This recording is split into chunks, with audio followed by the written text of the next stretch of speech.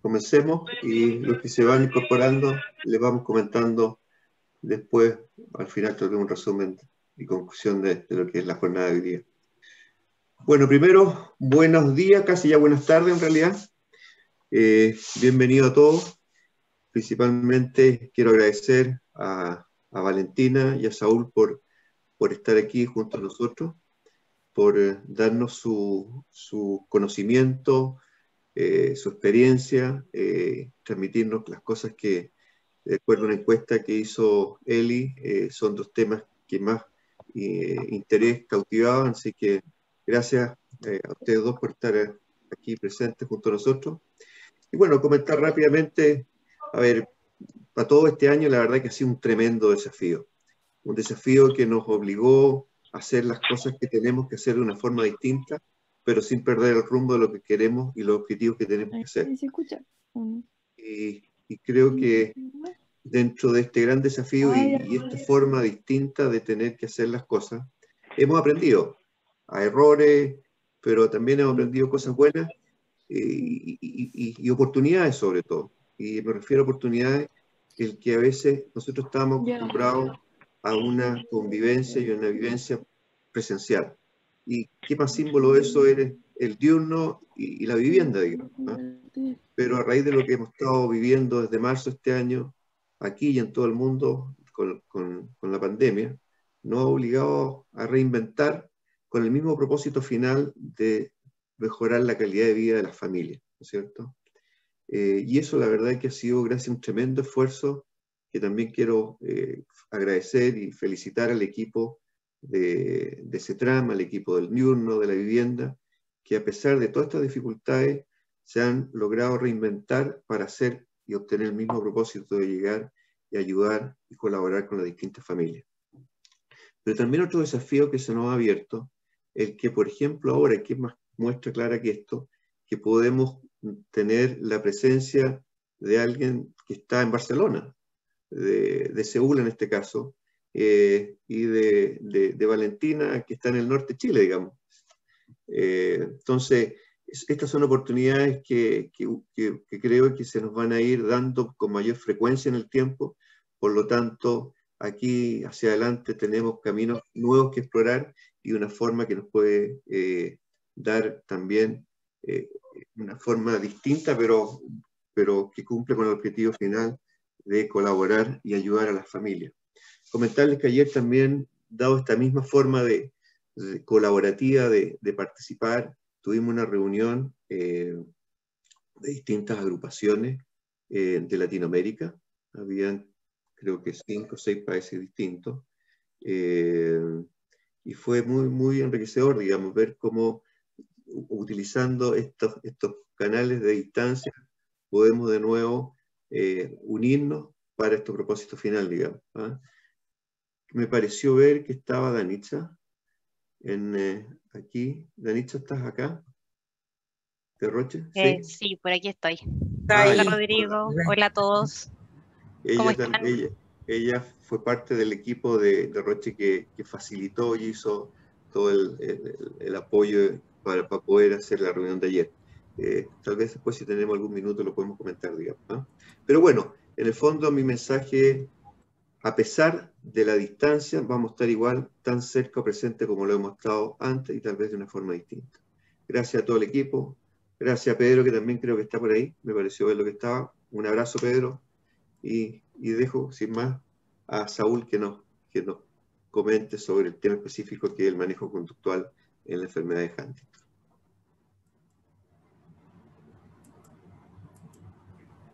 Bueno, muchas gracias. Es un placer estar, para mí ya es un poco de tarde, compartir esta sesión con todos vosotros. Espero que se me escuche bien. Insisto, encantado de participar. Quiero mandar un especial y afectuoso saludo a Pedro, que tuve la ocasión de conocerle hace algún tiempo en Colombia. Entonces, voy a compartir mi pantalla y a lo largo de este ratito, pues vamos a intentar hablar un poco desde mi perspectiva y desde una perspectiva que creo que muchos vamos a compartir acerca del manejo conductual en la enfermedad de Huntington. Siempre que hablo de sintomatología cognitiva y sintomatología conductual, como es el caso de hoy, me parece que es imprescindible que hagamos un breve repaso acerca de algunas cuestiones elementales en relación a la enfermedad de Huntington, no porque no sea yo consciente de que posiblemente ya se les ha explicado y conocen muy bien muchas cosas relativas a esta enfermedad, sino porque creo que es una buena manera de situarnos como punto de partida para luego entender mejor algunas de las cosas de las que voy a hablar. De modo que aunque sea repetirnos un poquito en la primera parte de lo que voy a contar, repetirnos un poquito en cuestiones generales que ya sabemos, me parece que es interesante. Luego tener en cuenta que cuando yo hable de la sintomatología conductual en el Huntington, no voy a entrar en esos casos particulares que quizás pues, a las familias se puedan encontrar, sino que vamos a intentar hablar de aspectos más generales que habitualmente encontramos en una amplia proporción de personas afectadas, si bien es cierto que más allá de las cosas que yo voy a comentar, es fácil que en el contexto de una familia pues haya casos particularmente distintos a los que yo comento, ¿de acuerdo? De modo que haciendo una breve revisión a lo que es la enfermedad para entender un poquito mejor lo que vamos a hablar, sencillamente recordar que hablamos de una enfermedad neurodegenerativa, que a diferencia de otras enfermedades degenerativas más frecuentes, suele debutar en personas relativamente jóvenes, que es una enfermedad considerada minoritaria, que pocas personas tienen, aunque dentro de las minoritarias no es ni mucho menos la enfermedad más minoritaria, no es la más rara. Es una enfermedad genética, ahora hablaremos un poco más de esto, y es hereditaria, como sabéis, sigue un patrón de herencia autosómica dominante, y eso significa que si alguien tiene la mutación, desarrollará la enfermedad, y además existe un riesgo del 50% de que sus descendientes hereden la mutación y por lo tanto desarrollen la enfermedad, mientras que si uno no tiene la mutación, es imposible que desarrolle la enfermedad y es imposible que transmita la mutación y por tanto su descendencia nunca va a tener la enfermedad. Parece siempre importante recordar que tener una mutación genética no es sinónimo de tener una enfermedad. Una persona puede tener algún tipo de alteración o diferencia genética y va a ser la manifestación de una serie de signos y de síntomas lo que defina que esa persona ya tiene una condición que denominamos enfermedad. Todo lo que suceda antes sencillamente es la vida. Yo desconozco muchos de los aspectos genéticos que caracterizan mi biología y por lo tanto, aunque quizás vaya a tener alguna enfermedad en el futuro, yo ahora mismo no estoy enfermo. Cuando hablamos de degenerativas en general, lo que significa hablar de enfermedad neurodegenerativa es de que hay algún mecanismo que de manera progresiva promueve que las células del sistema nervioso, especialmente las neuronas, empiecen a funcionar mal y finalmente se pierdan. Y eso es lo que denominamos neurodegeneración. Generalmente el mecanismo que se asocia con la neurodegeneración es que por algún motivo se producen y se agregan, se acumulan unas formas extrañas, anormales de unas proteínas. Y las enfermedades degenerativas, las frecuentes y las no tan frecuentes, tienen sus proteínas, digamos, raras, que promueven esta degeneración. Por ejemplo, en el Alzheimer se habla del beta-amiloide o en el Parkinson de una cosa que se llama alfa-sinucleína. En el caso de la enfermedad de Huntington, sabemos que el mecanismo que promueve la presencia de estas proteínas que van a contribuir a la neurodegeneración es que las personas que tienen la enfermedad o que la tendrán tienen una mutación genética que conocéis bien, es una expansión anormal de lo que denominamos tripletes o repeticiones CAG en un cromosoma. Un cromosoma que lo tenemos todos, que se dedica a producir una proteína que se llama huntingtina, que la tenemos todos, pero que en el contexto de esta expansión anormal adquiere una forma, vamos a llamar extraña, peculiar, adquiere una forma tóxica o mutante que alguien denomina. De modo que cuando existe este número de repeticiones anormal que da lugar a una forma anormal de la proteína, ello desencadena un proceso lento, progresivo, de daño en las células del sistema nervioso que tiene una especial afinidad por determinadas regiones del cerebro y que en algún momento, tras el paso del tiempo, eso irá dando lugar a que se empiecen a manifestar una serie de signos y de síntomas prototípicos, en este caso de lo que es la enfermedad de Huntington. Como síntomas centrales en el Huntington sabemos que grosso modo hablamos de una progresiva, compleja y variable entre individuos y a lo largo de la enfermedad, variable desarrollo de toda una constelación de síntomas motores, cognitivos y neuropsiquiátricos, conductuales, cuya severidad y edad de inicio, es decir, cuán severos van a ser cuando se presenten y qué edad tendrá la persona cuando esto aparezca, tienen una importante relación con el tamaño de esta expansión CAG de la que estábamos hablando. De modo que esas personas que heredan por algún motivo muestran tamaños muy grandes de la expansión, tienen muchos números de repeticiones, suelen asociar las formas de inicio juvenil o temprano. Las personas que tienen pocas repeticiones pero en el rango patológico suelen asociar o presentar formas tardías de la enfermedad un tanto más benignas, y las formas mayoritariamente las más comunes suelen presentar los síntomas al inicio de la media edad adulta. Conocemos esta relación entre el número de repeticiones y la edad de inicio, también con la severidad, pero también sabemos que hay una variabilidad extraordinaria en cuanto a la edad de inicio de una persona con independencia del número de repeticiones. Quiero decir, hay personas que tienen 40 repeticiones y que presentan síntomas a los 35 años, y hay personas que tienen 40 repeticiones y que presentan síntomas a los 60 años. Es algo muy variable, ¿de acuerdo? Entonces, nosotros no es que seamos un cerebro como tal, somos muchas cosas, somos la realidad, nuestras circunstancias, recuerdos, las experiencias que hemos tenido, cómo las hemos vivido, somos una infinidad de cosas, pero es cierto que la forma en que expresamos lo que somos, expresamos esta realidad, la manera en que sentimos, la manera en que nos emocionamos, recordamos, pensamos, hablamos, construimos lenguaje, en gran medida la manera en que expresamos lo que somos depende de cómo funciona de bien una compleja red de estructuras, de sistemas cerebrales que dan sustento a los procesos más elementales, pero también a los procesos más complejos que nos definen como seres humanos. Por lo tanto, en cierta medida somos consecuencia de lo que hace nuestro cerebro y de cómo de bien o de mal lo hace. Y en este sentido, el que se afecte o se dañen determinadas regiones del cerebro da lugar a síntomas o a manifestaciones que son más o menos específicas y que de algún modo reflejan que se ha estropeado de una manera o de otra alguna de estas zonas del cerebro que dan sustento a cómo pensamos, a cómo somos, etc. Por ejemplo, sabemos que el daño o la afectación de determinadas regiones da lugar a síntomas que son característicos de determinadas enfermedades. Por eso las enfermedades neurodegenerativas no son exactamente iguales, y el que no lo sean o que tienen características propias depende de cómo una enfermedad afecta a determinadas regiones del cerebro. Por ejemplo, en el Alzheimer existe una dramática afectación de unas zonas que juegan un papel fundamental en la construcción, en el acceso y en el mantenimiento de los recuerdos, y por eso las personas con Alzheimer, el síntoma central es que tienen una amnesia, una pérdida de la capacidad de aprender y recordar. Las personas con un Parkinson tienen una anomalía en un sistema de neurotransmisores, en unas zonas del cerebro que juegan un papel fundamental en el control del movimiento, y por eso presentan un tipo de síntomas motores característicos. U otras enfermedades como las degeneraciones frontotemporales suelen afectar a unas regiones del cerebro que juegan un papel fundamental en la regulación de la conducta, y por eso son personas que muestran prototípicamente como síntoma central trastornos del comportamiento.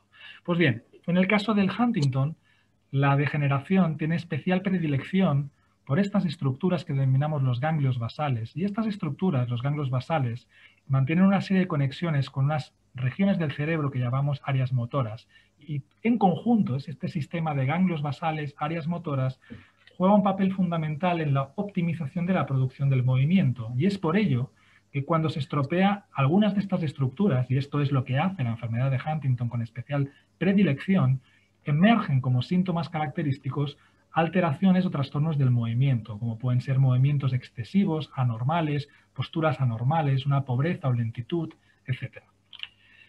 Pero, y aquí es el kit de la cuestión en relación a lo que vamos a hablar, otras regiones de los ganglios basales mantienen otro tipo de conexiones con otras zonas del cerebro, especialmente a nivel de lo que llamamos las áreas frontales y prefrontales, y estas relaciones de los ganglios basales con estas zonas frontales ya no juegan un papel tan importante en lo que es la producción del movimiento, sino que dan sustento a toda una serie de procesos cognitivos que de algún modo participan de manera crítica en la regulación de la cognición y del comportamiento humano. Es algo que solemos referirnos como las funciones frontales.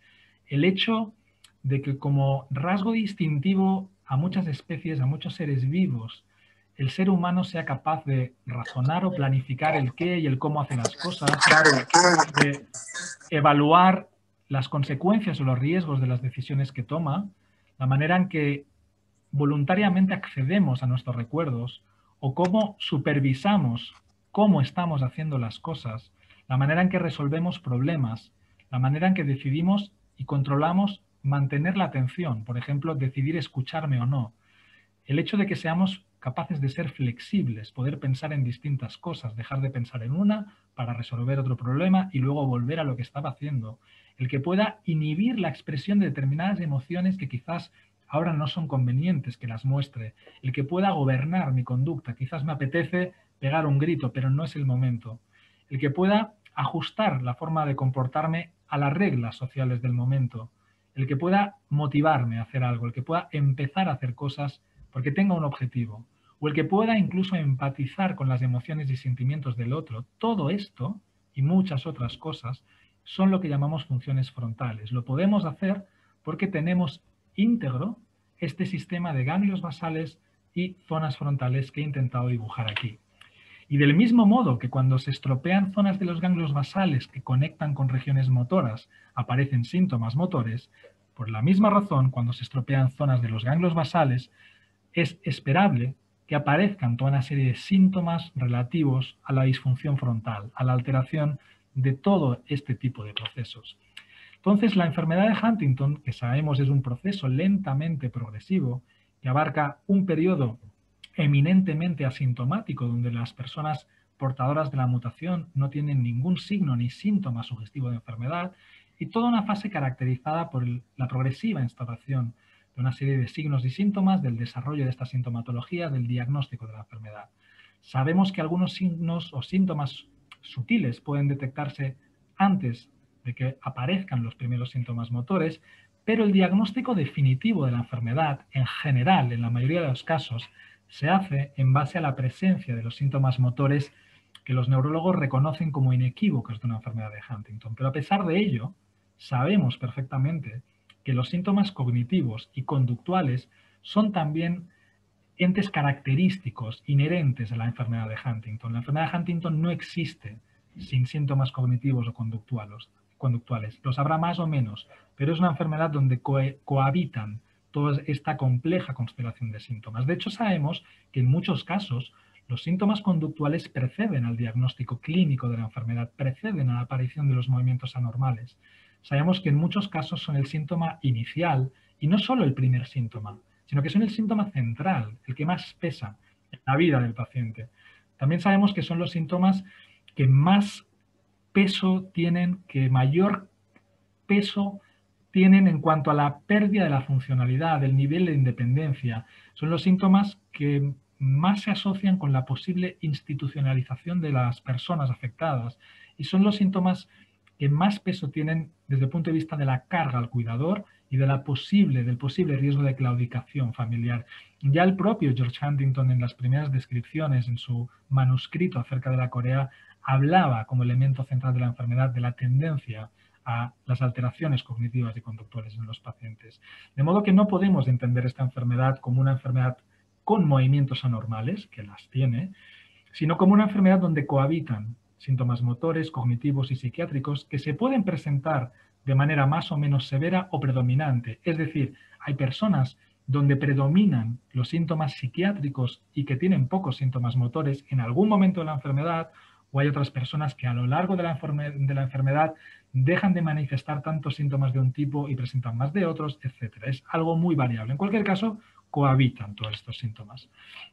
Entonces, si, como he intentado explicar al principio, somos en parte consecuencia de lo que hace nuestro cerebro y de lo bien o mal que hace las cosas nuestro cerebro, es relativamente fácil, creo, asumir, entender que las alteraciones en el funcionamiento normal del sistema nervioso darán lugar a anomalías en procesos cognitivos y en la forma en que se expresan las alteraciones cognitivas conductualmente. Hay una clara relación entre la cognición defectuosa y la expresión conductual.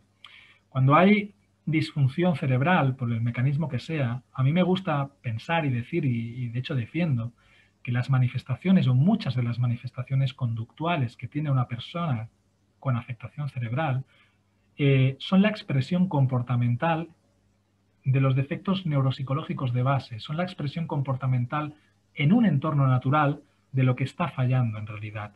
Nosotros vemos el defecto de la cognición cuando administramos pruebas cognitivas, pero en casa una persona no se administra pruebas cognitivas. Allí suceden cosas, allí sucede conducta, comportamiento anormal.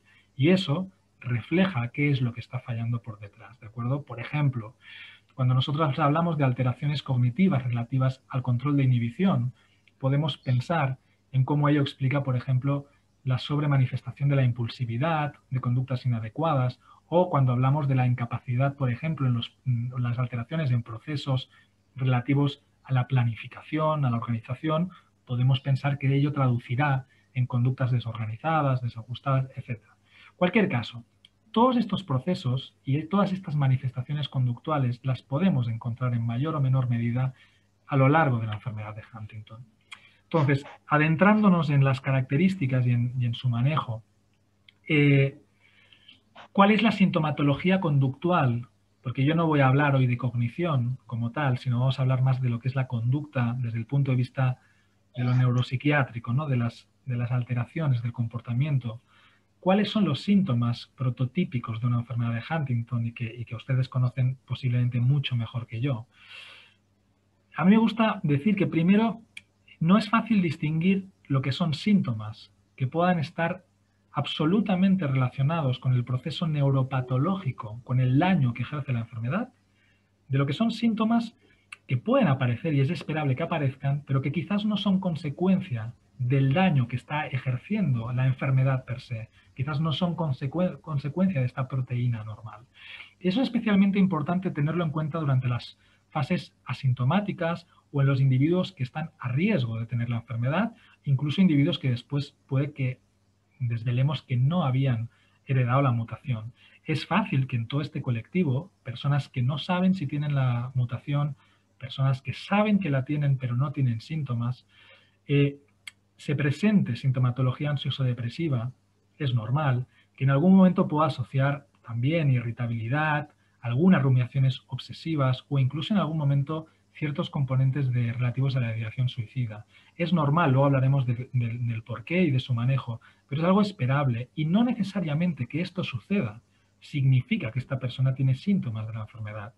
A mí me parece que es relativamente fácil entender que exponerse a una realidad tan compleja como la posibilidad de que en el futuro uno tenga una enfermedad es algo lo suficientemente intenso como para que sea esperable que una persona tenga sintomatología de ansiedad, de depresión, que esté irritable, que descanse mal, que se obsesione con esa posibilidad. Y eso no es tener una enfermedad de Huntington. Pero por otro lado, hay una serie de síntomas que prototípicamente los vemos en las personas que ya tienen la enfermedad manifiesta y que sí que pensamos que en gran medida tienen que ver con el daño que está causando esta enfermedad. Se repiten nuevamente la sintomatología ansioso-depresiva, la irritabilidad, las ideas obsesivas, etcétera. Eso lo podemos ver. Hay también una pérdida de la motivación, una apatía, un pensamiento rígido, una conducta perseverativa que vamos a intentar después distinguir de lo que es una obsesión, pero es fácil que las personas sean como muy perseverantes con sus ideas, como muy tozudas. Síntomas relativos a no ser capaz de monitorizar el cómo hacemos las cosas, de regular cómo nos comportamos, de inhibir nuestro temperamento, la expresión de las emociones, etc. Y este tipo de síntomas relativos a este tipo de dificultades son la irritabilidad o la agresividad en forma de explosiones de ira que no son premeditadas, son muy explosivas, poco planeadas, conductas impulsivas, conductas a veces socialmente inapropiadas, conductas desinhibidas. Es fácil que veamos también síntomas relativos a disfunción en la cognición social, quiere decir esa a veces pérdida de la empatía o sensación de que la persona no es capaz de entender y de ponerse en el lugar del otro. Las dificultades en el razonamiento lógico y abstracto, en generar ideas, en comprender las cosas, en seleccionar el cómo y qué es lo óptimo que haga ahora mismo. Este tipo de dificultades pueden dar lugar a conductas poco organizadas, a que aparentemente no se entiendan las órdenes que se están dando, a que no secuencien bien las prioridades, a que el discurso a la hora de hablar no sea organizado. Es fácil que veamos un marcado enlentecimiento cognitivo, esto es muy típico en la enfermedad de Huntington, una lentitud del pensamiento muy marcado. es fácil que veamos que otros procesos cognitivos no funcionan bien, como la memoria, la atención, etcétera. Podemos ver en ocasiones síntomas que nos recuerdan a lo que podríamos encontrar en una esquizofrenia, sintomatología psicótica, y muy frecuentemente veremos una pobre o nula conciencia sobre los propios déficits, que denominamos una anosognosia.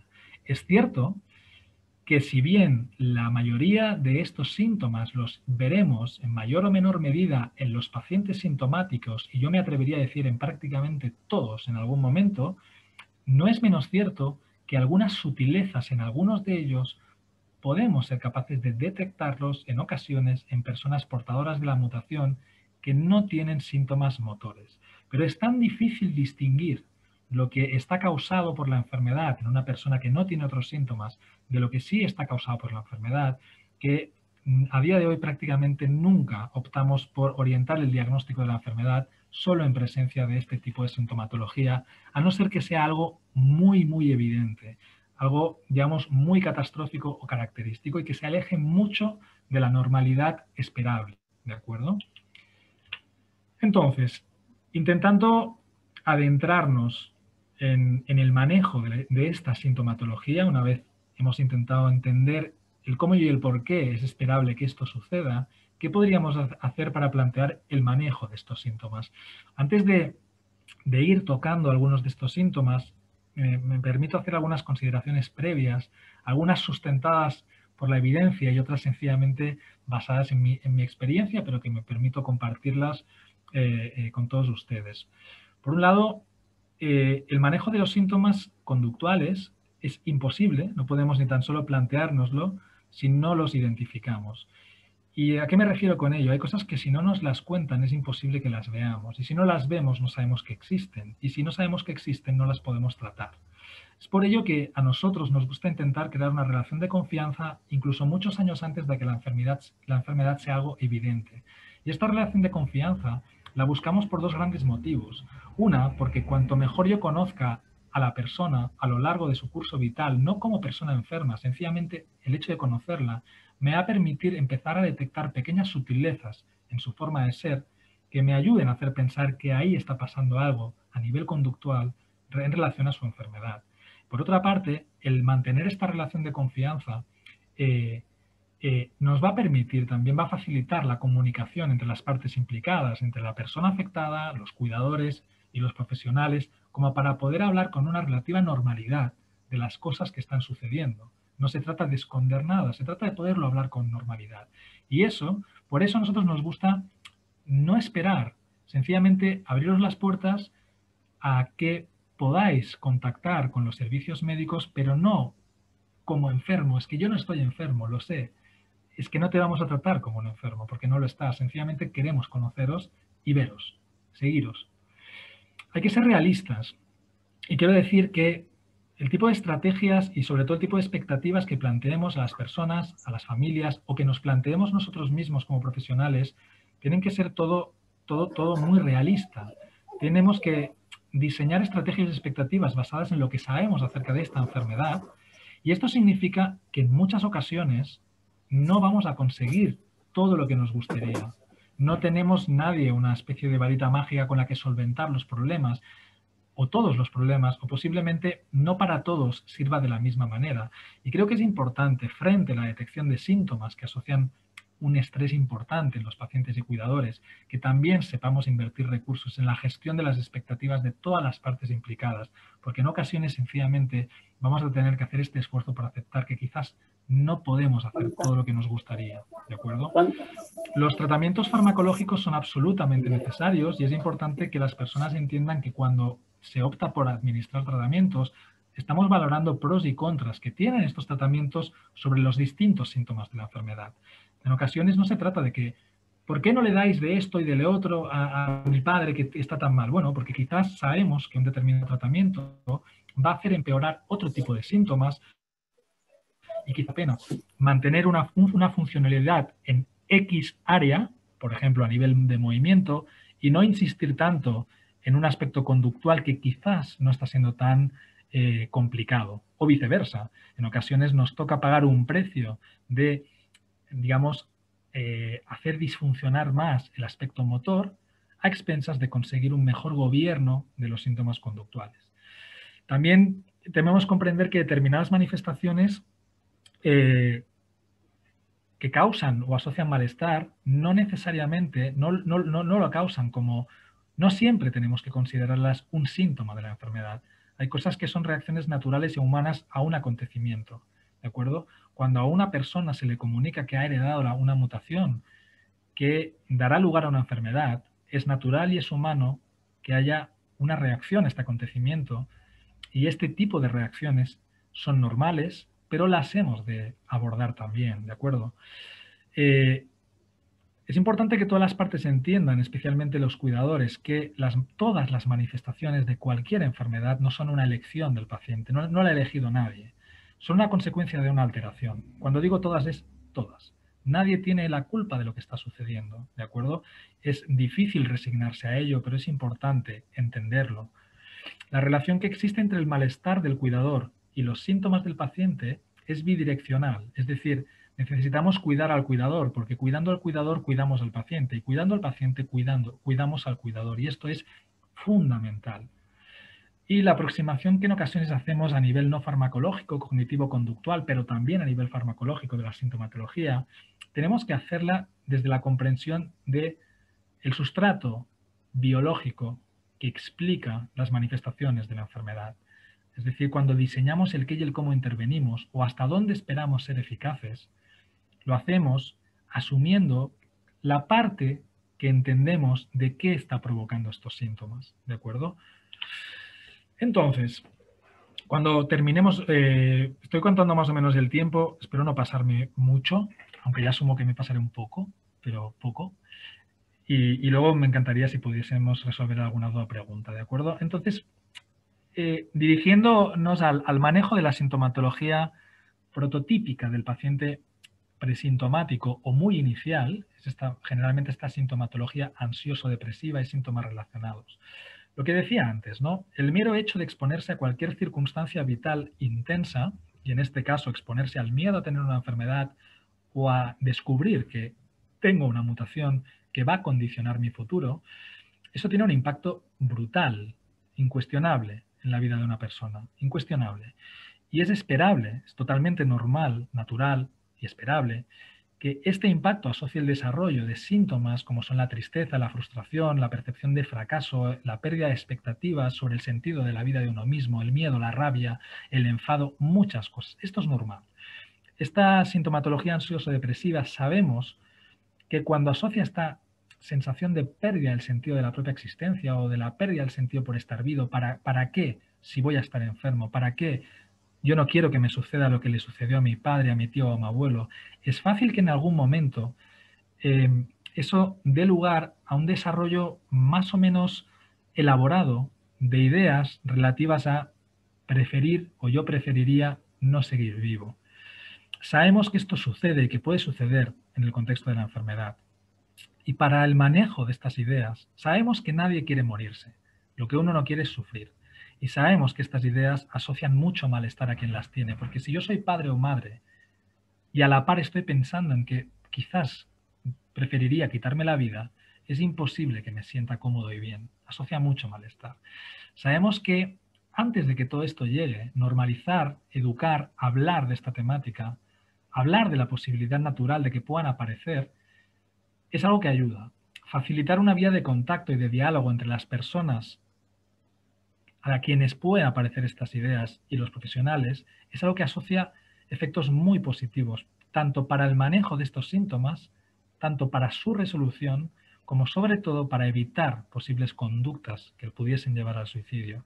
Poder hablar de que está sucediendo esto, poder comunicar que tengo miedo de quitarme la vida o he pensado en esto, poder comunicarlo es un elemento central para el manejo de este síntoma. Es imprescindible que diseñemos una manera de acompañar a las personas que deciden o que sabemos pasarán por momentos críticos a lo largo de la enfermedad, que les acompañemos y que les ayudemos entre todos, nos ayudemos entre todos a elaborar un sentido a ese proceso aparentemente crítico que estamos haciendo. Cuando hablo de un sentido, es de que descubrir que que tengo una mutación que va a dar lugar a una enfermedad, tenemos que encontrarle un motivo y un sentido más allá de la devastadora consecuencia de que tengo una mutación que acabará conmigo algún día. Tenemos que ser capaces de encontrarle otro tipo de sentido, sin menospreciar, que evidentemente no es una buena noticia, por supuesto, pero es importante que ayudemos a elaborar, a darle un sentido a lo que está sucediendo, a qué podemos sacar de ello, tanto en momentos críticos como es la realización del test predictivo, como puede ser en esos momentos en que el paciente ya asintomático detecta cambios, detecta que ya no soy capaz de hacer una cosa y de pronto mi vida está cambiando, ¿no? Tenemos que poder acompañar ahí. Es fundamental disponer de este tipo de protocolo de atención y acompañamiento en las distintas etapas críticas de la enfermedad. Trabajar sobre la regulación del sueño, que es muy habitual que una persona ansiosa, enfadada, nerviosa, triste, devastada por la posibilidad de tener la enfermedad, a pesar de que quizás no la tenga, es fácil que tenga problemas del sueño, que esos problemas del sueño alteren en su ritmo normal del día a día, que a su vez les hagan estar más irritables. Es imprescindible atajar este tipo de síntomas que están alrededor. Y en ocasiones hay opciones farmacológicas que sabemos son muy efectivas para el manejo de esta sintomatología cuando es aguda, por ejemplo, cuando hay muchísima ansiedad, o a veces cuando la sintomatología persiste, determinadas formas de sintomatología depresiva. Estoy diciendo entonces que hay que medicar siempre a un paciente asintomático con estos síntomas. No necesariamente. Estoy diciendo que hay opciones y que en función de dónde nos encontremos, pues tomaremos decisiones en uno u otro sentido. En cuanto al manejo de los trastornos de la motivación, la apatía, algo que veremos con mucha frecuencia a lo largo del curso evolutivo de la enfermedad, cuando ya hay síntomas de la misma, es importante entender que la apatía es un síntoma, primero, característico de la enfermedad.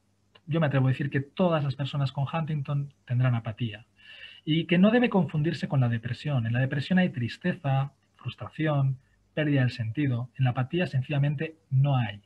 En la depresión aparecen cosas, aparece tristeza, aparecen ganas de llorar, aparece un malestar. En la apatía desaparecen cosas, desaparecen las ganas de hacer, desaparece la emoción. Y esto irá empeorando a lo largo del curso de la enfermedad. Y sabemos que esto asocia mucho malestar a quien convive con una persona que está apática, una persona que deja de hacer cosas. Porque la apatía, por definición, es que desaparecen o disminuyen las conductas dirigidas a un objetivo. Se aplana la emoción y se pierde el interés. En la apatía hay un componente cognitivo, muy mental, que tiene que ver con que si uno no es capaz de planificar, organizar, seleccionar los objetivos de lo que quiero hacer, es fácil que sencillamente no se ejecute conducta. ¿De acuerdo? La persona no hace cosas sencillamente porque no consigue organizar en su cabeza el qué ni el cómo hacerlo. Siempre pongo un ejemplo de una persona que conocí hace tiempo que lo explicaba muy bien. Era el cumpleaños de sus hijos, de su hijo, tenía que levantarse y preparar una fiesta de cumpleaños para su hijo y se pasó el día sentada en una cama pensando en cómo organizar la fiesta de cumpleaños de su hijo. En consecuencia, no hizo nada. Sencillamente pasó horas sentada en una cama.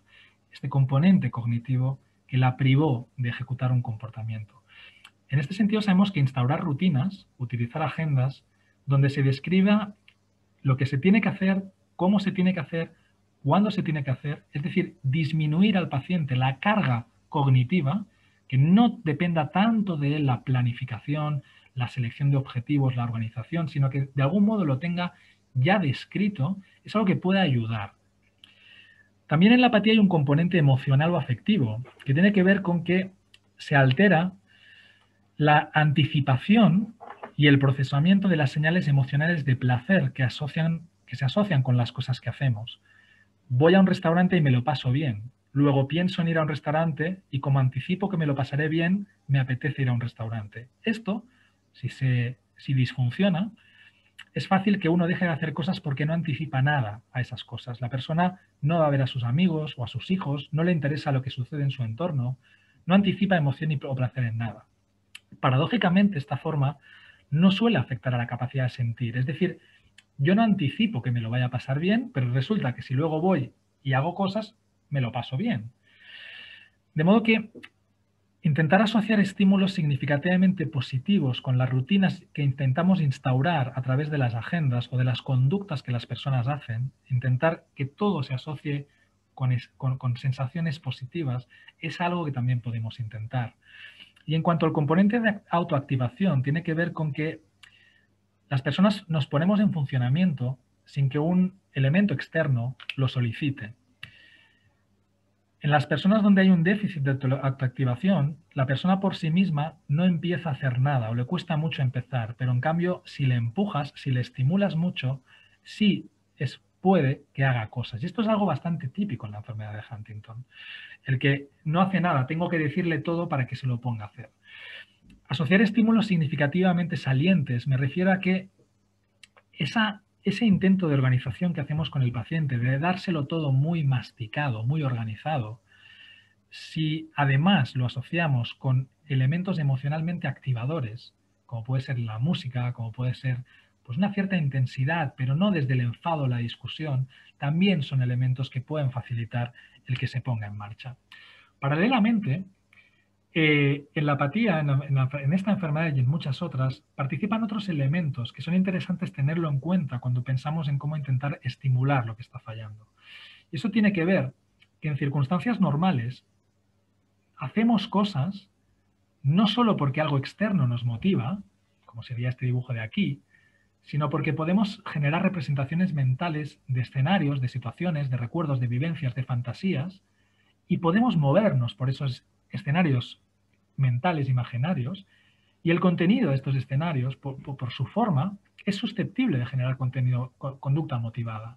Cuando yo soy capaz de imaginarme yendo de viaje a Chile, yo no he estado, pero esa imagen mental es capaz de motivarme. Sabemos que las personas con enfermedad de Huntington tienen dificultades en la capacidad para generar y manipular imágenes en su mente, ¿de acuerdo? Para trabajar con la imaginación. De modo que intentar trabajar también en paralelo la imaginería mental, la reminiscencia, el acceso a los recuerdos de vivencias pasadas y a su, digamos, proyección en la mente, es algo que también nos puede ayudar.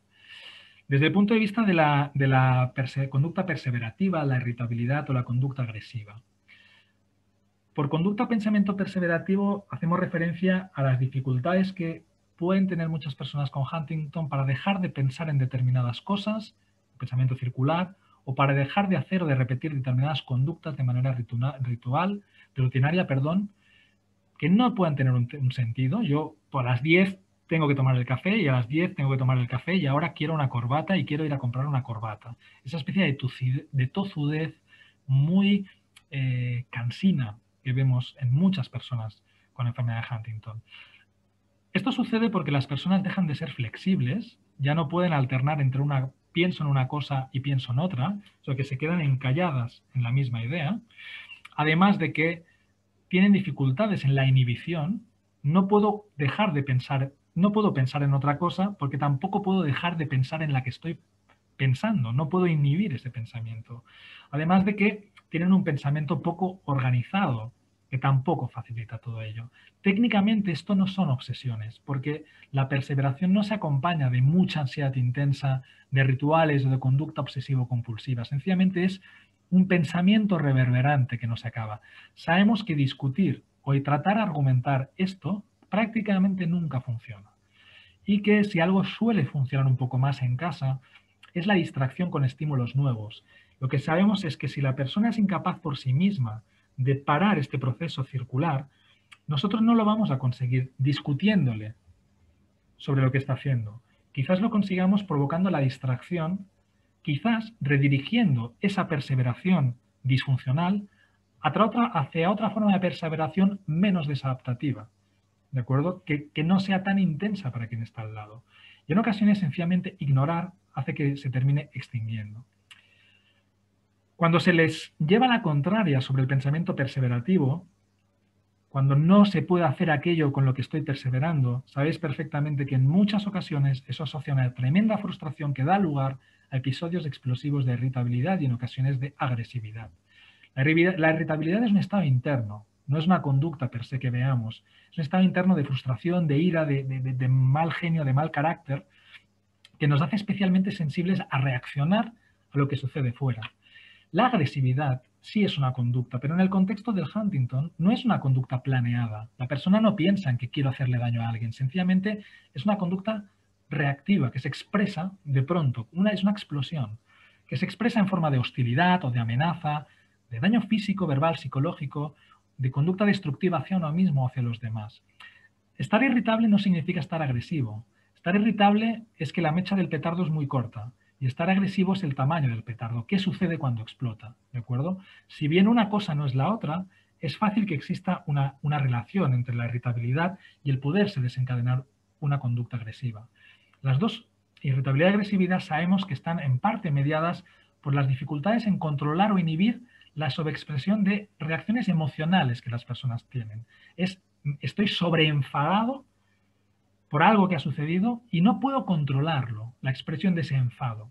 Pero además, cuando lo expreso, tampoco entiendo bien lo que provoca en el otro. No entiendo bien que el otro expresa malestar, llanto, tristeza, porque no consiguen reconocer bien las expresiones negativas que asocian sus comportamientos, de modo que no integran esa corrección de estoy haciendo daño, me doy cuenta.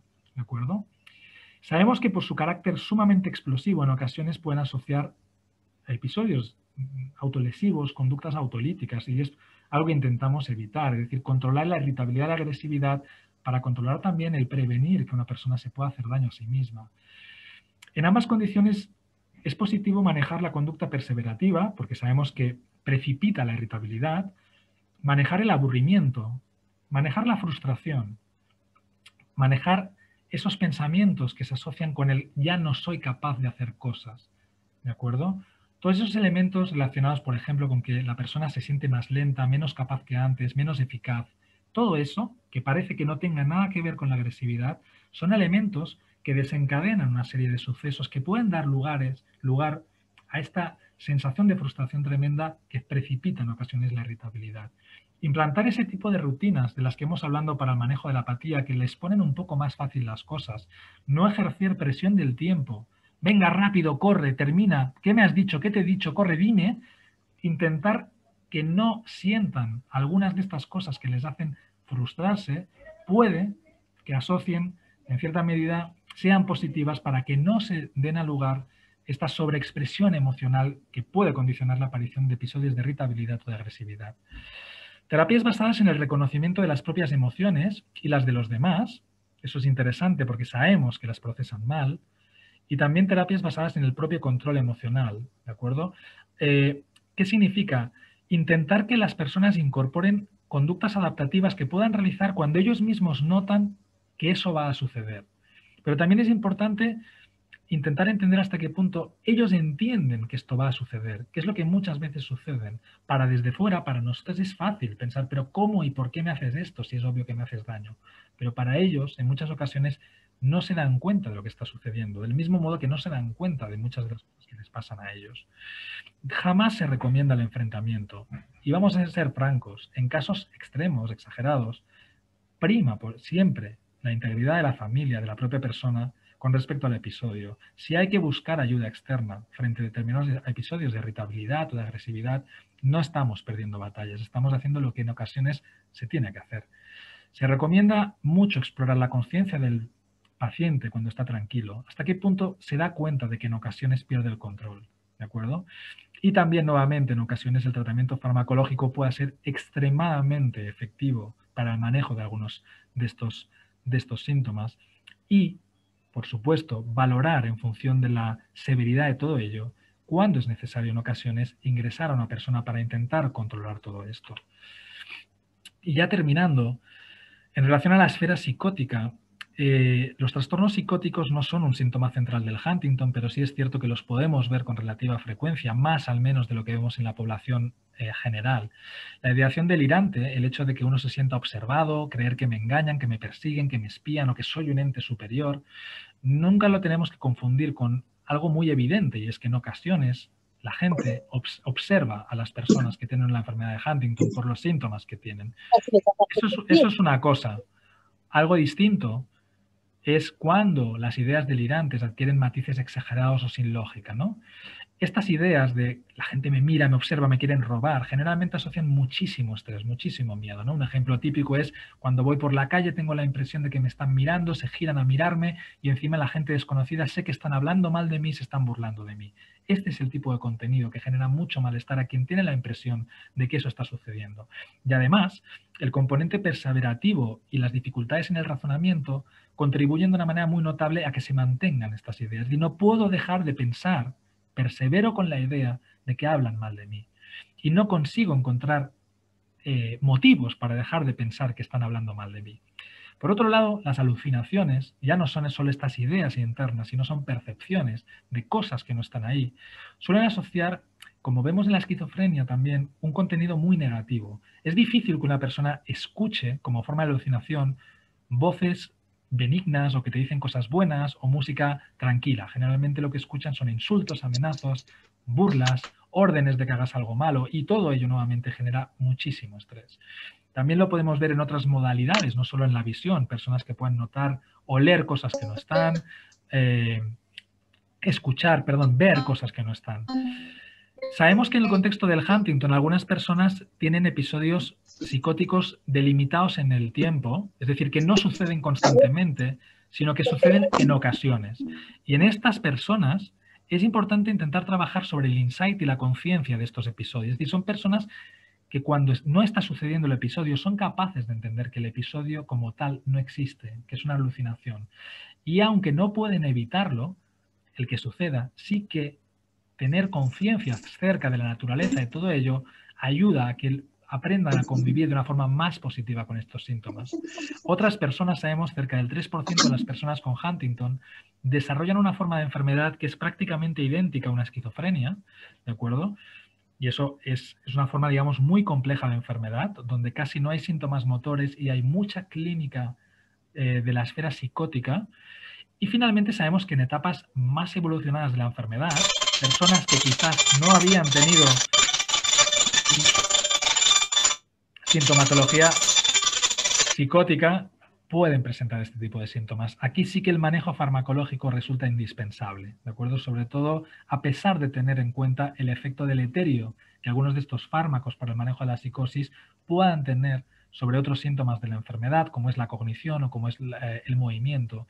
Lamentablemente, tratamientos que nos ayudan mucho para manejar estos síntomas, la psicosis, y que debemos hacerlos porque en ocasiones la psicosis no deja vivir al paciente, paralelamente tiene un efecto muy negativo en el estado cognitivo del paciente. Está mucho más lento, le cuesta más pensar. Entonces, es importante que aprendamos a poner en una balanza el qué queremos y el cómo queremos manejar los síntomas. Finalmente, la nosognosia, esa pobre conciencia de los déficits que tienen las personas con la enfermedad, que dificultan tanto el manejo terapéutico en ocasiones y que a veces incluso imponen riesgos en el paciente. El paciente no se da cuenta de que tiene unos síntomas muy evidentes e intenta conducir, ¿no? ¿Qué podemos hacer con esto? Pues es francamente complejo de trabajar con la anosognosia. A nosotros lo que intentamos es hacer mucho trabajo previo. ¿Qué quiere decir? Intentar con la persona que aún no tiene síntomas ya tomar determinadas decisiones asumiendo qué quiere que hagamos cuando quizás nosotros sepamos que ella ya no es consciente de lo que está sucediendo o de todo de lo que está sucediendo y hasta qué punto nos dará permiso para intervenir allí, para desplegar, por ejemplo, mecanismos legales para intentar protegerla, como por ejemplo para que no pueda conducir. Sabemos también en ocasiones intentamos exponerles a la evidencia de una forma relativamente, digamos, progresiva, no de golpe, por ejemplo, exponerles a la realidad en cuanto al rendimiento neuropsicológico o a que observen sus movimientos anormales en tercera persona a través de un espejo, a través de una videofilmación, ¿no? Y también considerar hasta qué punto en ocasiones la nosognosia daña o protege, porque hay que tener en cuenta que no tener plena conciencia, sobre todo en función de lo que sea todo, en ocasiones no es algo necesariamente malo. La estimulación cognitiva y multisensorial, en el sentido de la estimulación no solo de la mente, sino de la audición, del movimiento, de la emoción. En ausencia de, seamos francos, tratamientos efectivos para mejorar o parar la progresión de la sintomatología cognitiva y conductual de una persona con Huntington, debe ser, digamos, parte integral del manejo de personas con esta enfermedad. Y luego también el uso de estrategias compensatorias para intentar optimizar recursos cognitivos que aún funcionan. Por ejemplo, el uso de anotaciones o agendas para gobernar un poquito las dificultades en la memoria.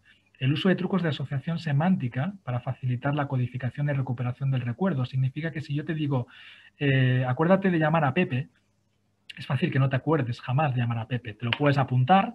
Otra estrategia es, acuérdate de llamar a Pepe. ¿Quién es Pepe? Pepe es mi primo. Vale, ¿y qué te he dicho que hagas con tu primo? Llamarle. Esta aparente estupidez facilita que la información se almacene y que después se pueda acceder a ella. Limitar la presión del tiempo. Hay que dar tiempo a las personas con Huntington, en lo cognitivo y en lo conductual. Y limitar la carga multisensorial significa cuesta mantener la atención, controlarla, y eso es frustrante. No se trata de que 25 personas hablen con el paciente, con la persona, y haz esto y haz lo otro, y corre y ven y vete y tal. No.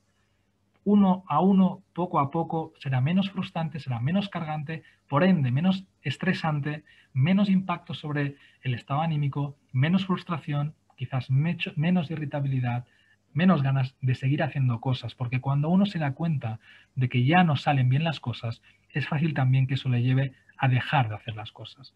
De modo que hablamos de una enfermedad compleja que afecta al individuo y a su entorno a lo largo de las distintas etapas y en distintas esferas. Nadie elige lo que sucede, nadie tiene la culpa ni de los signos, ni de los síntomas, ni de lo que pueda suceder. Tampoco nadie tiene la culpa de tener que lidiar con ello, y aquí hablo de los acompañantes o cuidadores, ¿de acuerdo? Aproximarse a los recursos asistenciales incluso antes de tener la enfermedad es algo interesante. Desestigmatizar el contacto con los profesionales. No todas las manifestaciones conductuales que he comentado significa que uno tenga la enfermedad, pero si asocian malestar, tratémosla, ¿de acuerdo? Debemos intentar gestionar las expectativas. Yo suelo decir que a lo largo de la enfermedad soy consciente que nos vamos a topar con pequeños éxitos y un cúmulo de grandes fracasos. Y eso lo sabemos, ¿de acuerdo? Vamos a intentar gestionar que esto va a suceder y vamos a intentar gestionar el cuándo suceda. Vamos a intentar que este camino nunca nadie lo recorra solo.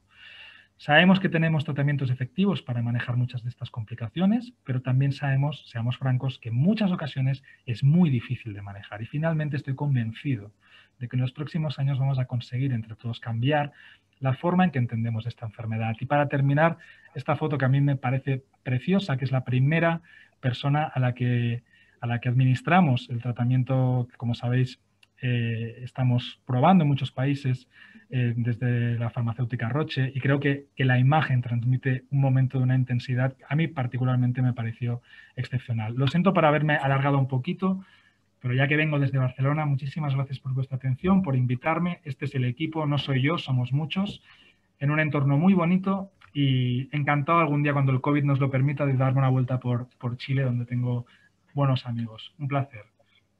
Muchas gracias, Saúl. Vamos a proceder ahora a leer las preguntas que nos han hecho las familias. Perfecto. A ver, las voy mirando yo, ¿vale?